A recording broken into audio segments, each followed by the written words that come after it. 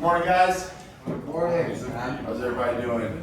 It's Tuesday. Are we dragging that shit? No, not yet. We're good. Everybody's locked in. There's a bunch of Halo handouts over here in these boxes. If any of you guys, service guys, need them.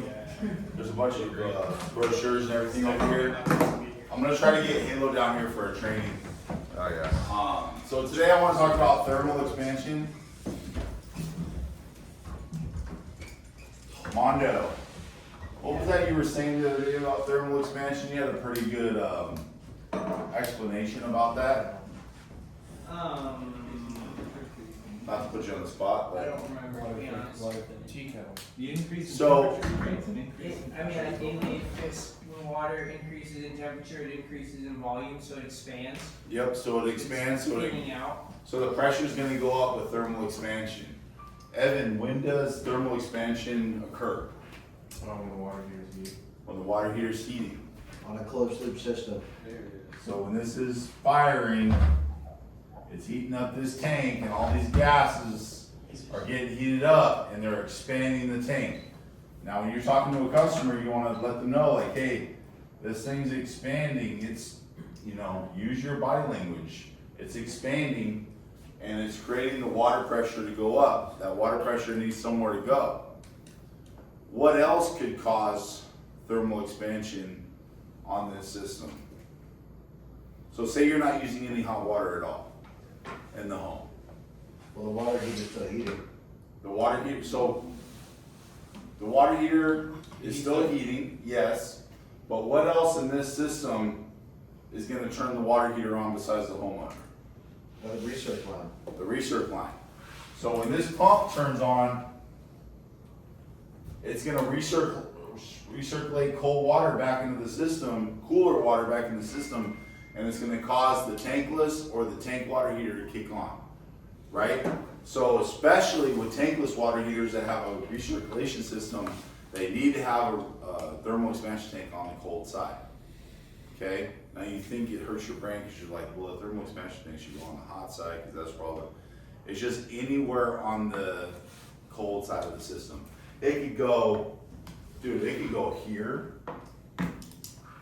Doesn't matter. It's best to have it by the water heater, but it could be anywhere on the system as long as there's not a check valve stopping it from expanding into the system. So you don't want to have your expansion tank here and a check valve here, right? Because when this is expanding, the water is not going to get past, the expansion is not going to get past this check valve and get into this expansion tank where it needs to go. Does that make sense? We put check valves on tank water heaters? I've never done that. Well, It's hypothetical. hypothetical, and you may go to a customer's house that has one. And one of the reasons that they might have one is say we didn't do it. Say we didn't install it. And they're doing one of these deals. They plugged in the recirc to the feed. Yeah. Right? So, is this expansion tank gonna work? No, it needs to be, the check valve needs to be here. So why is it that when you walk into a house that they have the dedicated return lines and the new construction builds and they have the expansion tank hanging from the ceiling when the check valve right underneath the unit? That That's not expansion working. tank's doing absolutely nothing. For what? But it passed inspection. New builds. New build, trust me, So- that expansion tank coming out of the ceiling is doing nothing. So you want us to completely just cap that line next time and just put the expansion tank on the bottom? If you're doing a new tankless, yes. Or like I don't want you going into expansion. customers' houses that are 8 years old, like, oh yeah, by the way, that's not doing shit. Joe Wood told me, I call right now. Yeah. Well, But if there's a check valve, so what he's talking about is these units on these new houses, they have a cold line, they have a hot line, and they have a recirc line with this crazy ass pump setup down below that's a Metlin system. It's a button press hot on demand. Water's coming this way to go back to the tankless. you got cold water going in, and these fools put a check valve here on the wall, and they put another one here going into the unit, but yet there's an expansion tank coming out of the ceiling. How is this water gonna get back into the expansion tank? This expansion tank, the freaking water service is right here. And then it comes down. Why is, sorry, I don't wanna just. No, you're good. Question like that. So why is it when there is thermal expansion, you can put your pressure gauge on a spigot at the very end of the house and you'll get the 120, then you release the pressure and put it back on, then you'll get the 50. When there is an expansion tank, Yeah, when there is no expansion tank, when the pressure just go throughout the entire system? so if there is an expansion tank on the system and you're still getting high pressure, that thermal expansion tank is not working for whatever reason. No, I mean, never mind. It's okay.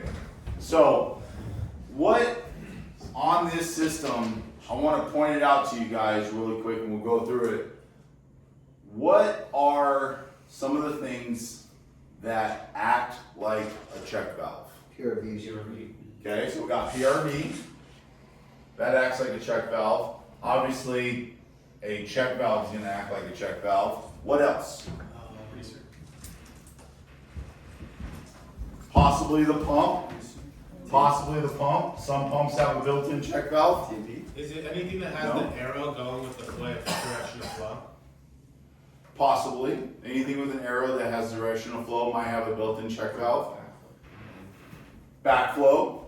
Somebody said backflow. Very good. Backflow. Didn't even think about it, but thank you. Backflow 1000% has an arrow on it. Okay?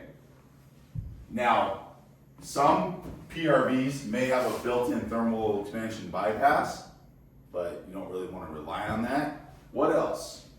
What else could cause a check valve in the system? Some type of wall valve? So the only thing that I can think of is the newer meters have, The some of digital them ones? have, some of the digital ones have a check valve in it. My theory is, and I could be wrong, and I don't want to accuse the city of doing this, but I think the city wants you to pay for all the water that you use with no return. Because back in the day, the meter used to go Right. backwards when the water, so when your house is thermal expanding, water would go back to the city because the city pressure was only 80 or 90 PSI. Right. So when you got to 120, it would just return. But I feel like these new meters, I believe they have a check valve in them because they don't want anything back, It's good for us. right? Like, imagine if SCG&E said, oh yeah, well your electric meter, it's no longer gonna roll the other way. We're gonna just give you power and you do what you want with it. That would be terrible. I don't want to accuse them of doing that, but so if you're at a house and there's no pump set up, there's no valve built in the 50s, they have an old school meter,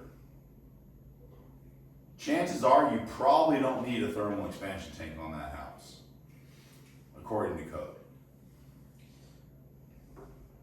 So what's gonna cause thermal expansion? If the meter's old school, there's no PRV on the house,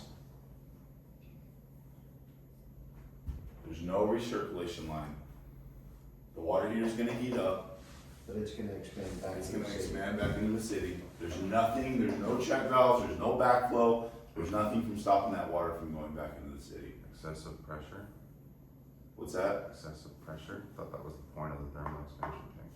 Well, say Yeah, you're you're gonna lock to a closed loop system. yeah, say you're 80 PSI coming in, it's coming, it's traveling in, there's no recirc pump, the recirc pump is gone, okay? Just hot water going to the taps. There's nothing, there's no backflow.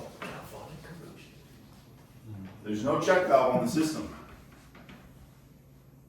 So anything more than 80 PSI is most likely gonna go this way. Does that make sense? You guys tracking? Because dude, my house was built in the 50s. It never had an expansion tank on it. Now, let's see, somebody.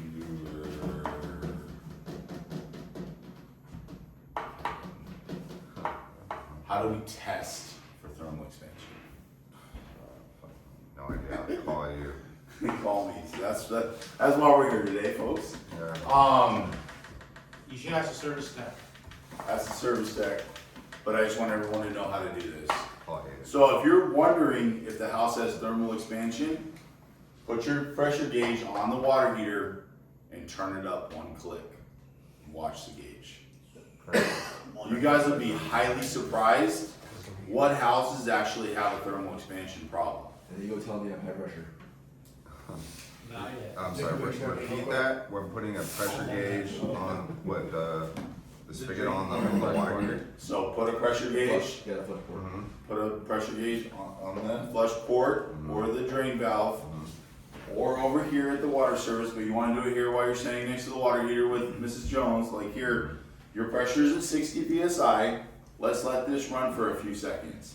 That gauge will start going up to like 110, 120, 130, and you show her why she needs a pressure, why she needs a thermal expansion tank on her system. And when it's time to relieve it, flip the TMP for a second. Or not. So yeah, rule of thumb guys, never, ever flip the TMP. Because it's never gonna seal back down. You can tap it with your channies, you can exercise it all you want, it's not gonna go back down. Does that make sense so far? Yeah. Okay, say you got a call. Customer called in for high water pressure, right? You go to the house and they have their PRV, they have their ball valve, and they have their hose bib. It's all clear as day. You put your pressure gauge on there and it reads 100 PSI. The last thing we need to do is run into the homeowner and say, hey, you're right. You have a bad PRV. First thing you want to do. That's the first thing you want to do. Just run in. That's what you got, right? Supervisor out here. Where have you been for this process, Joe?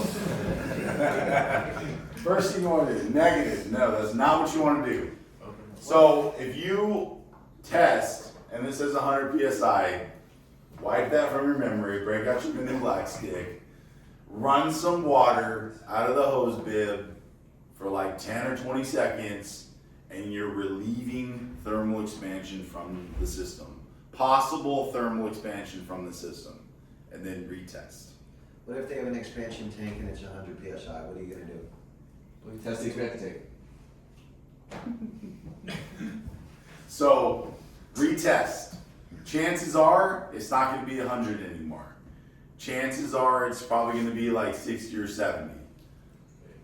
There's nothing worse than changing a PRV for somebody, going back to it, take your after, still fucking 120 PSI. Get the fuck Now, out of is here. that ideally gonna be like first thing in the morning though?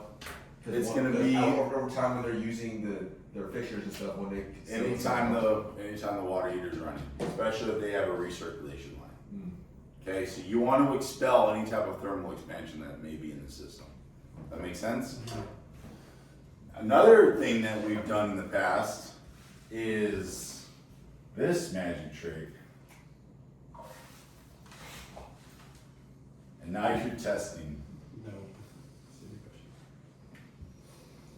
Does that make sense? You have to make sure that you're testing after the pressure regulator valve. Go to the back of the house, test on the hose bib. If the water heater is a 2007 GE with a plastic foot, okay, I'm gonna go to the back hose bib, or I'm gonna test on the. I know some guys that have it where they can test right on a faucet, right? So you don't want to just grab pressure. You got to be thoughtful about where you test for pressure, Yeah. right? Make sense? Any questions so far on thermal expansion? How do you install them in Carlsbad? In Carlsbad, we used to do a brass T setup, right, fellas? Correct. We like the brass T setup. We love it. It's faster.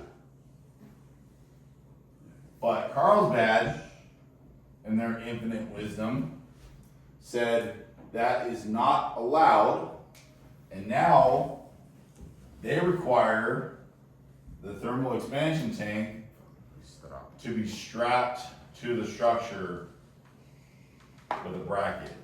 Here's your wall. Okay? Now,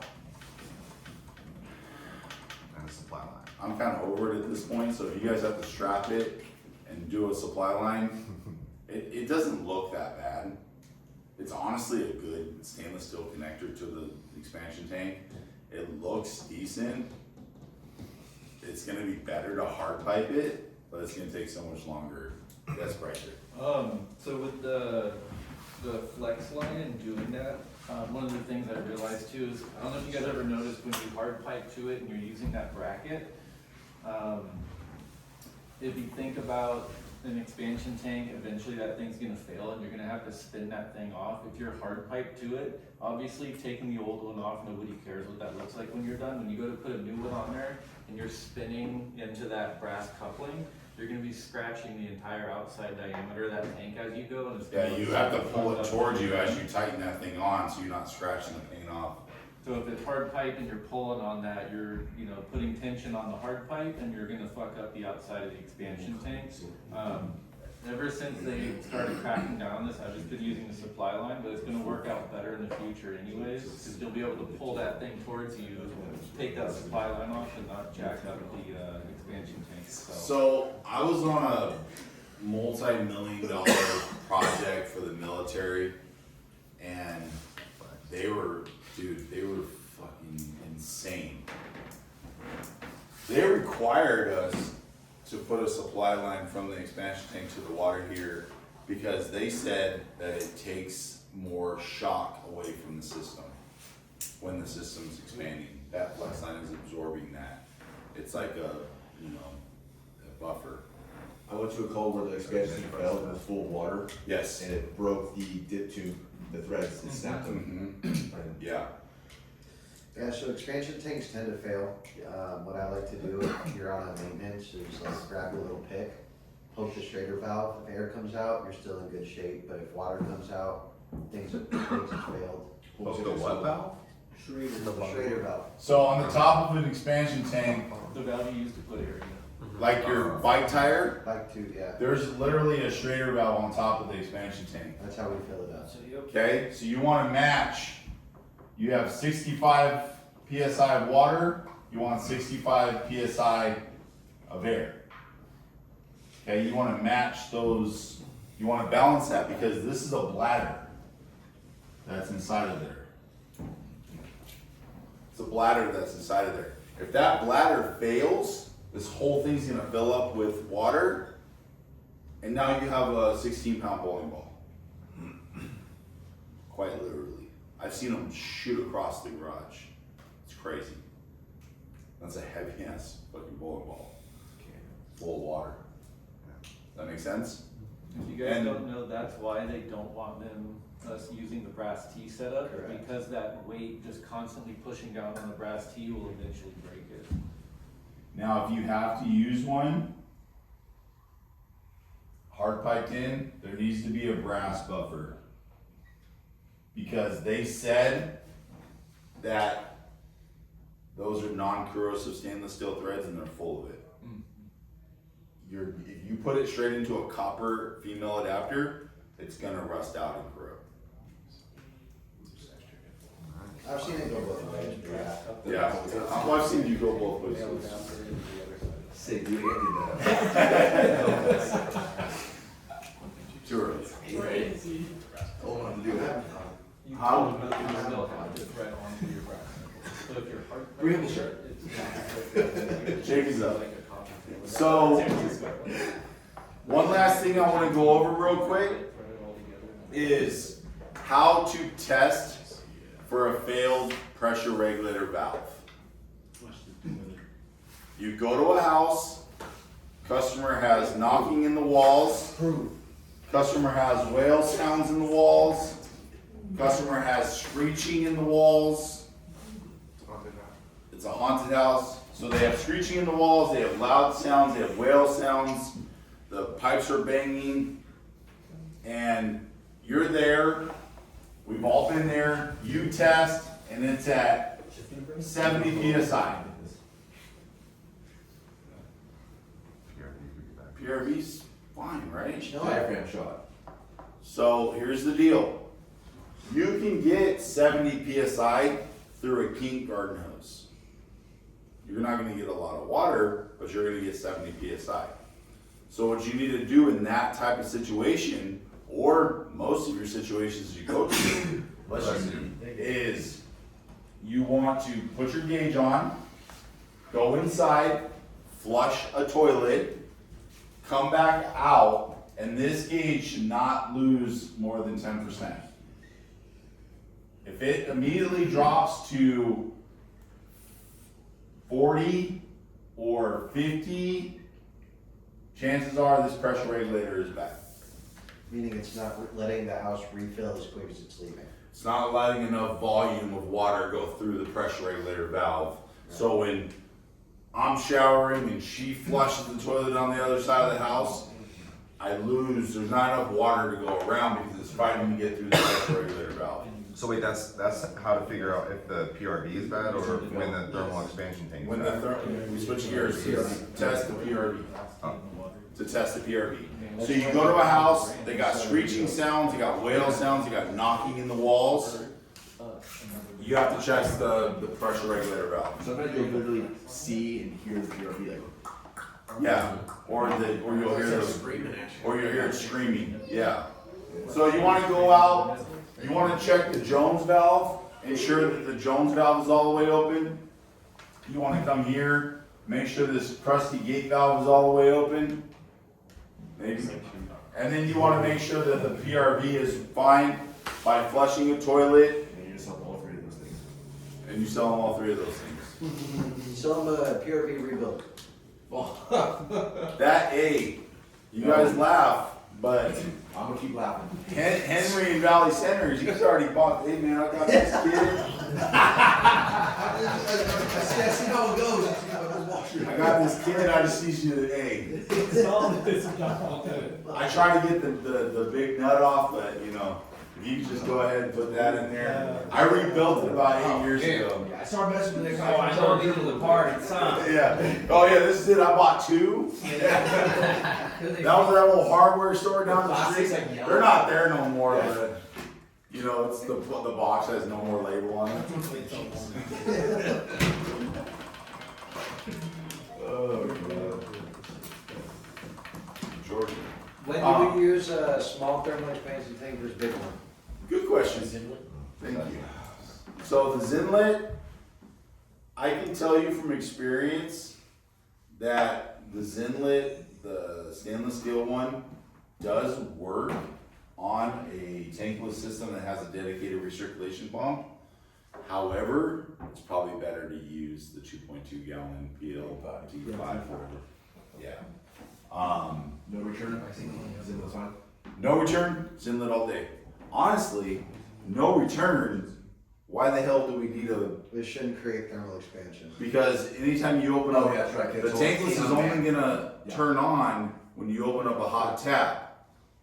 But when you open up a hot tap, you're relieving thermal expansion, so But it's still like good practice to still. good practice. If they have the tankless that has the built-in recirculation pump, Yeah. and you have it for internal reheat, then it's gonna create some thermal expansion. Always better to have it than. Yeah, and an inspector, do you really wanna have that conversation? No, dude, too look at I've been 407C. doing this for 10 years. Yeah.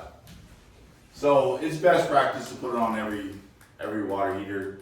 Now, like, I had the guys go do a crazy ass job and the water heater was in a fucking shell. There was no real room for an expansion tank in that shell. The house didn't even have a pressure PRV, so we just Sent it. sent it. No inspectors. And the inspector goes there, he's gonna condemn the whole fucking house. Quite literally. Yes, sir. Did that check go through? Yeah. The whole thing, I don't know what happened. It was drug money. He said he was in tree trimming. Oh, yeah. I used to use that too. Yeah, he's like, you guys say